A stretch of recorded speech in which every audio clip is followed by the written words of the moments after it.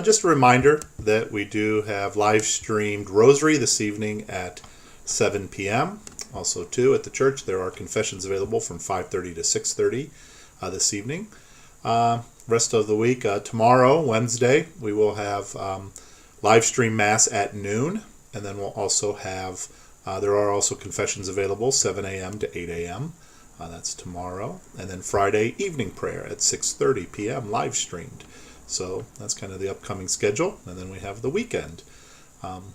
Just as a little change of pace, not that I don't want you to read through the readings for today, or our gospel is a continuation of Jesus and his discussion with Nicodemus. And again, that's a good opportunity to reflect upon the importance of our baptism.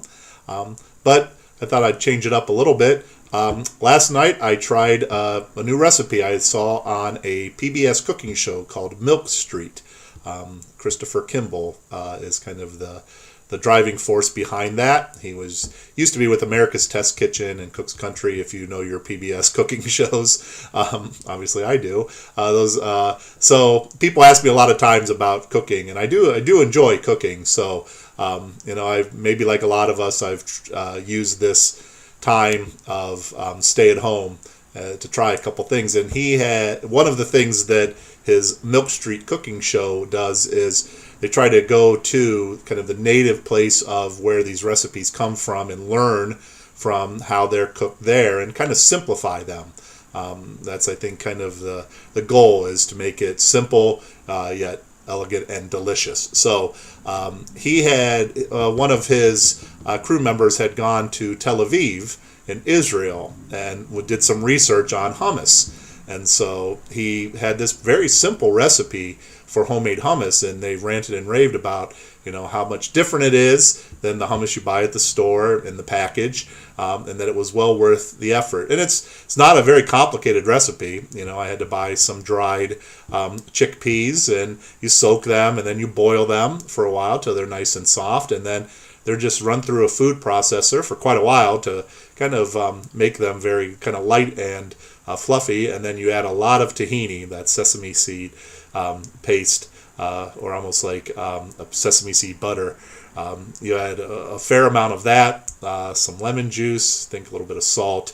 Like I said, it's not a complicated recipe at all. And the one thing is that you do this is all while those boiled chickpeas are warm. So the whole thing comes out warm. And he said that in Israel, that many times hummus is not this, kind of appetizer or side dish as we tend to use it. But a lot of people will eat it warm for breakfast, maybe as we would like an oatmeal or something like that, or for lunch, just a bowl of this warm hummus.